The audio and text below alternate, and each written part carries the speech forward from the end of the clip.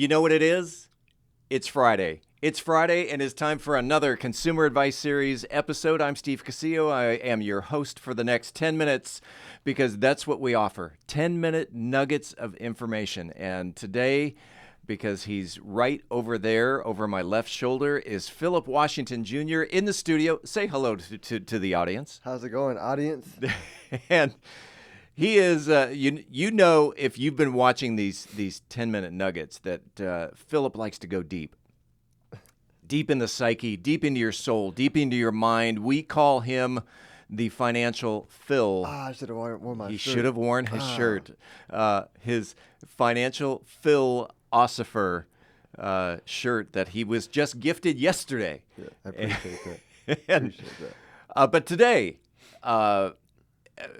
so first of all, let me give you the proper introduction. That Phillip is the host of the Wealth Building Made Simple podcast, and he just launched his most recent episode, How to Raise Money from Advertising. And this actually really piqued my interest because we offer advertising right here on the About Mansfield podcast. And so what you had to say really piqued my interest, especially between long-term and short-term advertisers. And if you wouldn't mind going into, let's go ahead and start with that. And absolutely. And how do we raise money from advertisers? Yeah. So the most important part is to have a vision for the future, and that's like leadership, right? I think of if somebody's giving you their money, then they are choosing to follow your lead on that endeavor, or they would like create the advertising thing on their own, right? Right. So they're saying, okay, I have this money that I need to get some result that I want, right? The business is going to be get some more clients, make some more money. And if you are specifically a podcaster and you built a podcast, you've built something that from a vision of yours that is going to attract the audience that the advertiser is trying to get. But you have to be very clear on the vision, and you have to be able to communicate that vision to the advertiser. That's the first thing you have to be able to do. That makes sense. And so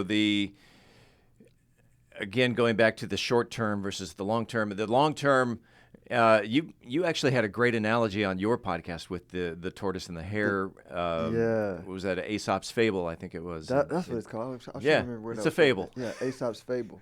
But yeah, so then once you have it, then the natural, just human thing to want to do is to say, oh man, I gotta find the first advertiser I could get, or I gotta go with anybody and everybody that's gonna be able to advertise with me, which means like I need short-term results, which leads to the fable because we learned it as a kid, and what we learned was the rabbit who was the short-term thinker, the fast-thinking animal, right?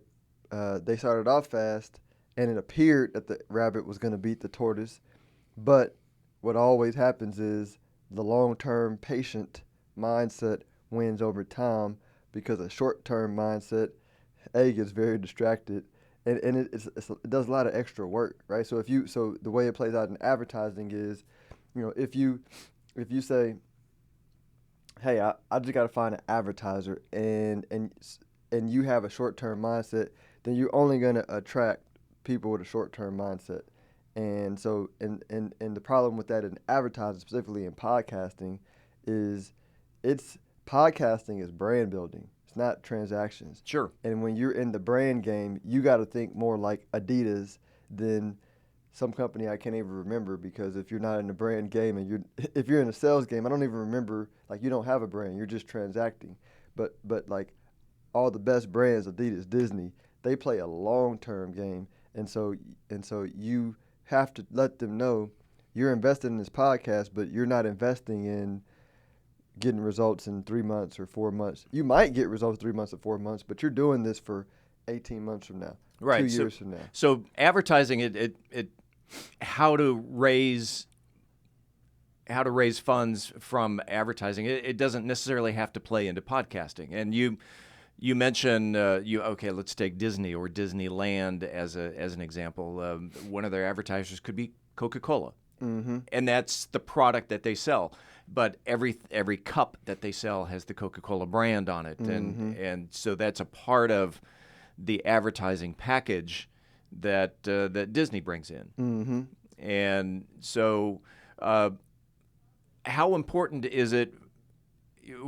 On your podcast, you talked about, back in the day when people didn't think they needed a website or they didn't need social media.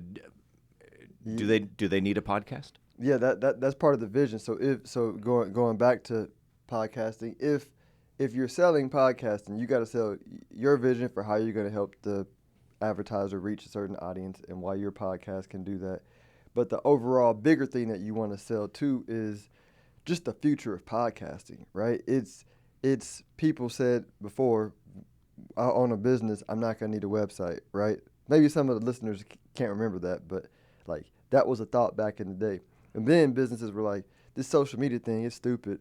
I'm never going to need this for my business. Now every business basically knows they have to have one. Podcasting is now like a 3D business card, right? In addition to what you do on social media, it's rounding out the picture for your audience of like who you are, and you get to be your own propaganda machine, basically. Sure. With a podcast, and let people really like get to know who you are, who your team is, what your business is about, and so that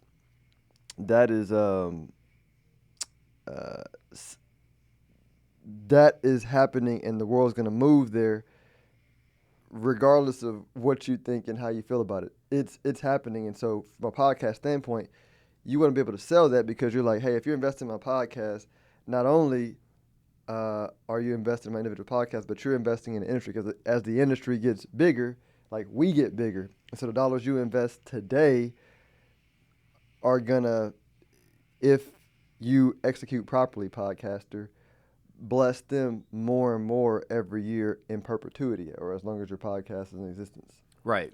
We have we run commercials on the About Mansfield podcast, and which is funny. I went into the stats earlier this week, and the most listened to podcasts of the About Mansfield podcast are from a year ago. People are listening to the most recent podcast, but because that podcast has been there a year, they're also going back through the archives and listening to, and so the advertisers that are on those podcasts from a year ago are still benefiting from being on the podcast a year ago. Absolutely, and that's beautiful, isn't it? It is, except I'm not getting any income off of those advertisers. The short term advertisers, the rabbits, not the turtles. There was. Last week I was at a podcast conference, and they were advertising was one of the major topics at this conference, and one of them was called dynamic advertising, where actually a third-party company inserts the commercials into your podcast where you want them to be placed, which takes the place of your local advertiser who, and the one thing that really struck me was, what good is advertising a 2006 Prius? What good is it to the Prius dealer? What good is it to your listener? And what good is it to you? So we do have those rabbits on the old podcasts. Fortunately, their businesses are still intact, and they're benefiting from that. But someday, those commercials may not be evergreen any longer, and which makes it great for the long term, the tortoise, in advertising. Yeah, and that's the cool part about it with the podcast. There's multiple ways for you to monetize, but I think the most important thing that I'm really wanting the hound home is because, like you said, all this stuff is going to change and evolve. But the thing that's important is like patience. And some people like, and this people are maybe on your podcast are wondering why I'm talking about advertising, but I've raised money for 14, 15 years from an investment standpoint, and the process is the same, right? The process is faith in a vision, patience, long-term patience, right? Finding investors who are patient so you don't have to cycle through your investor group over and over again, right? Finding long-term investors, you want to do that with advertising, and then being disciplined because once you have a vision, you believe in the vision, you attract others to the vision who are long-term and patient.